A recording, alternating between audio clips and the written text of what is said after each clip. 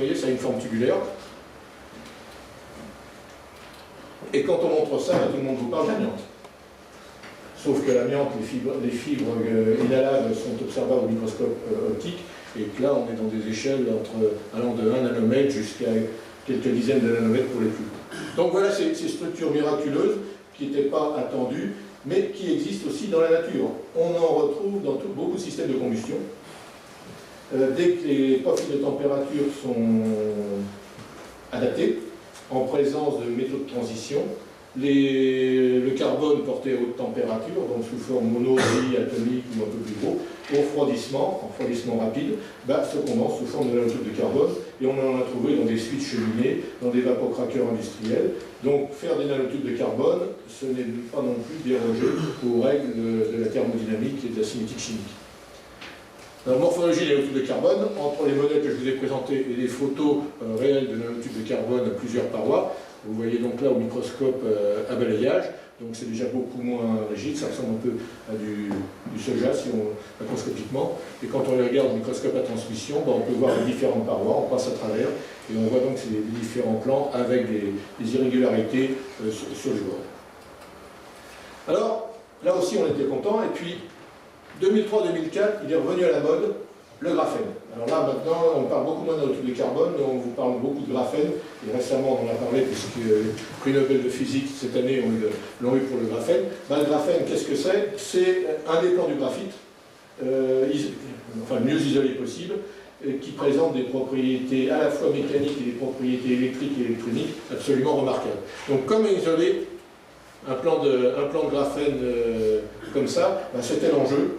Et les deux prix Nobel, André Geim et Konstantin Vosselov, l'ont fait en utilisant du papier adhésif, du scotch, pour ne pas faire de publicité, en le collant sur quelque chose, du graphite déposé sur une feuille de papier, et en le décollant, ils ont réussi à isoler une couche.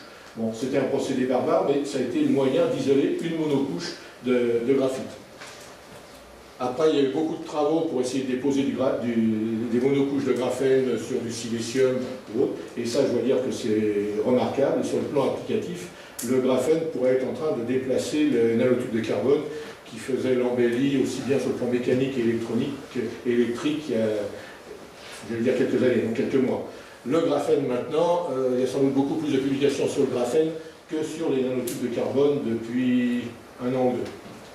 La modélisation, on le voit là, bon, apparemment, c'est pas un plan, c'est pas strictement plan, il y a des irrégularités, sans doute liées à des problèmes de niveau énergétique. Vous voyez,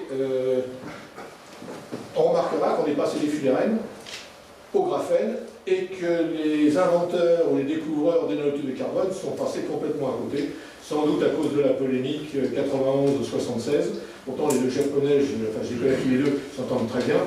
Et si vous avez l'occasion, publicité gratuite, je ne sais pas si vous avez vu en février de cette année, en 2010, sur France 5, il y a eu 4 films passés malheureusement à la queue de 4 fois 52 minutes, Bienvenue dans le nanomonde, qui ont été, c'est un film, la compagnie c'est Taxi Brousse qui l'a fait, et ils viennent d'avoir d'ailleurs le prix Robert Val, je crois que c'est la semaine dernière, le prix Robert Val des meilleurs DVD éducatifs en langue française. J'ai trouvé ces 4 films, enfin non, je ne peux rien dire parce que j'ai tourné dedans aussi, mais je dois dire que la partie où je n'ai pas tourné, je les ai trouvés remarquables. Et comme sur le plan pédagogique, sur le plan du nanomonde, de l'introduction au nanomonde, je l'ai trouvé remarquable. Je ne me suis pas ennuyé, je l'ai fait voir, à des amis qui n'étaient pas spécialement scientifiques. Voir 52 minutes à la suite, ça a été. Les 4 x 52, il fallait être motivé. Ça, je pense que France 5 aurait mieux fait de faire des émissions à la suite, surtout que ça se terminait à 1h du matin, c'était Sébastien Ferrin qui animait ça. Et je pense qu'en termes d'initiation et de pédagogie, c'est dommage qu'il ne l'ait pas fait qu'après le débat public. Ils ont attendu la fin du débat public. Ça aurait été sans doute plus utile de le faire avant et sur une chaîne de grande diffusion. Mais vous pouvez toujours vous le procurer. Ou même le CNISF, je ne sais pas s'il pourrait se le procurer. Je pense que c'est quelque chose qui est une bonne mise à jour au niveau mondial de l'impact des nanotechnologies, de ce que c'est. Donc, terminologie des nanomatériaux. Continuons à savoir exactement de quoi on parle. Donc, dans la définition de l'ISO, avec une dimension, au moins une dimension externe ou interne à l'échelon nanométrique, l'arbre est coupé en deux. D'un côté, ce qu'on baptise nano-objet. Donc parfois la difficulté, parfois on bat des objets, des objets finis. Dans la terminologie de l'ISO, nano-objet englobe les nanoparticules, où 3 dimensions sont à l'échelle nanométrique, les nanofibres, englobant les nanotubes, les nanobâtonnets, et puis les nanofeuillets. Dans les nanofeuillets, vous avez le noir de carbone, vous avez les argiles. Là, vous avez donc une seule dimension qui est nanométrique, l'épaisseur, et la dimension largeur et longueur peuvent être à l'extrême, on pourrait dire, infinie. Et puis vous avez les matériaux nanostructurés.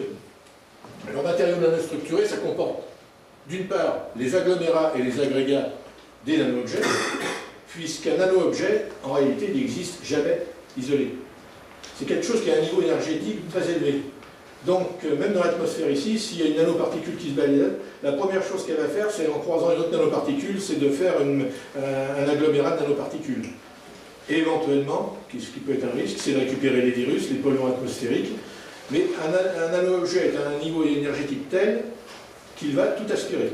C'est pas un trou noir, peut-être pas dire ce que j'ai pas dit. Mais j'ai posé la question une fois, mais est-ce qu'un nano-objet ne pourrait pas être un trou noir? Là, ça dépassait un peu l'entendement. Après, vous avez tout ce qui a une structure interne. Et on a des tas de produits, de matériaux qui sont structurés en interne. Vous avez les matériaux,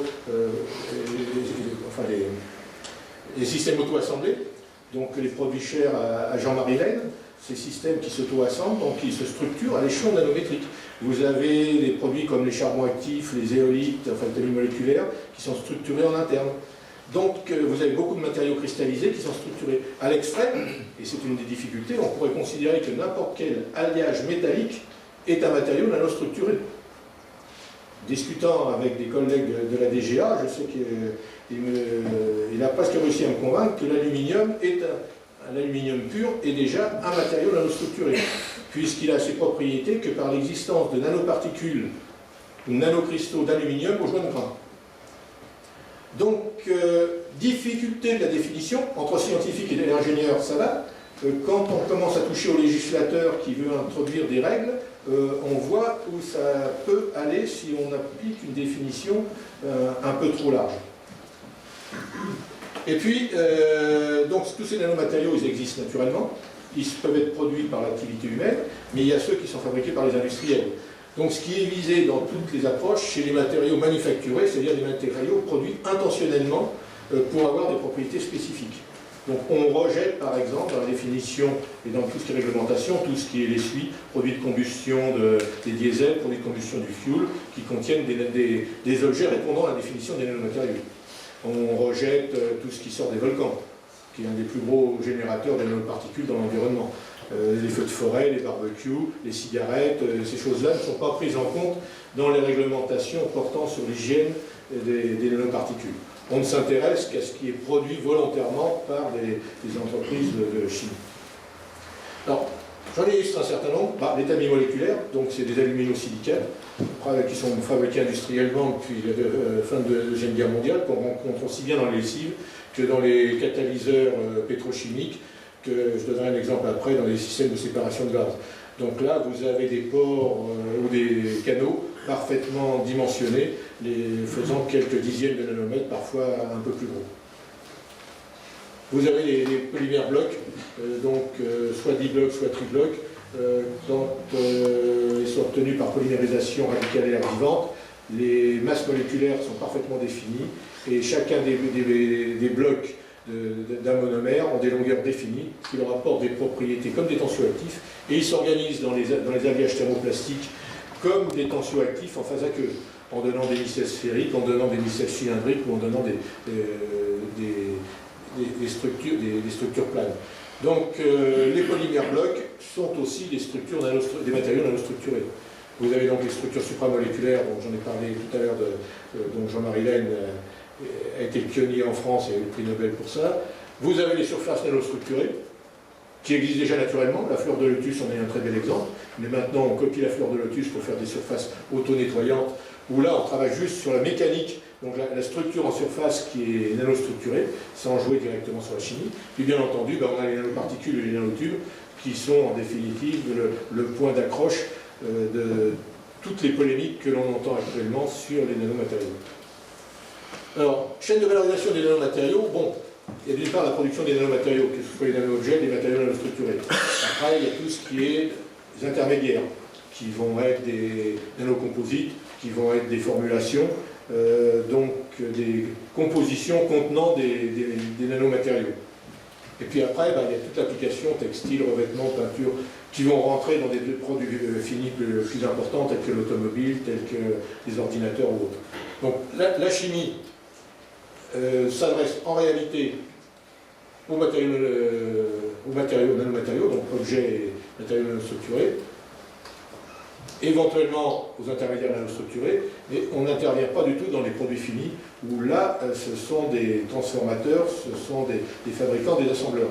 Donc on se rend bien compte que la problématique nanomatériaux et nanotechnologie impacte directement toute la supply chain, depuis le chimiste qui était à la base, depuis la chimie qui était à la base de tout, jusqu'à la grande distribution, puisque même maintenant dans nos groupes de nanotechnologie, on a des représentants des grands groupes de distribution qui s'inquiètent et qui veulent voir l'impact des nanotechnologies et des nanomatériaux dans leurs produits et dans leur acceptance par les consommateurs. Donc ils veulent s'assurer de la traçabilité depuis la première fabrication, qui peut avoir été faite au fin fond de la Chine, jusqu'à la commercialisation qui peut être faite dans n'importe quelle ville moyenne ou petite ville de France. Donc c'est un enjeu absolument considérable. Alors les nanomatériaux, ils sont partout.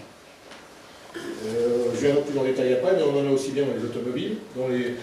Ça, c'est pour illustrer l'alimentation. Là, c'est la cosmétique, les articles de sport, des produits pour l'électronique, le textile. Il y en a absolument partout. Et quand on entend certaines branches professionnelles déclarer lors de la dernière séance à la Maison de la Chimie, nous, on n'utilise pas de nanomatériaux, et qu'ils ont le plaisir de se faire contrer par un représentant ministériel, ils perdent totalement la face. Il faut reconnaître que les nanomatériaux, il y en a partout. Et bien avant que le mot ait été inventé. La chimie est essentiellement nanomatériaux. Les nanosilices, on en est partout, même dans le PVC. François Blanc était là tout à l'heure, on en reparle avec lui. Bon, on en a les produits domestiques. Alors, le meilleur exemple, quand j'entends dire par certaines ONG, on veut plus de nanomatériaux et qu'ils ont leur téléphone à la main, la première chose qu'ils auraient à faire, c'est de le mettre dans un sac en plastique et de l'emmener à la destruction.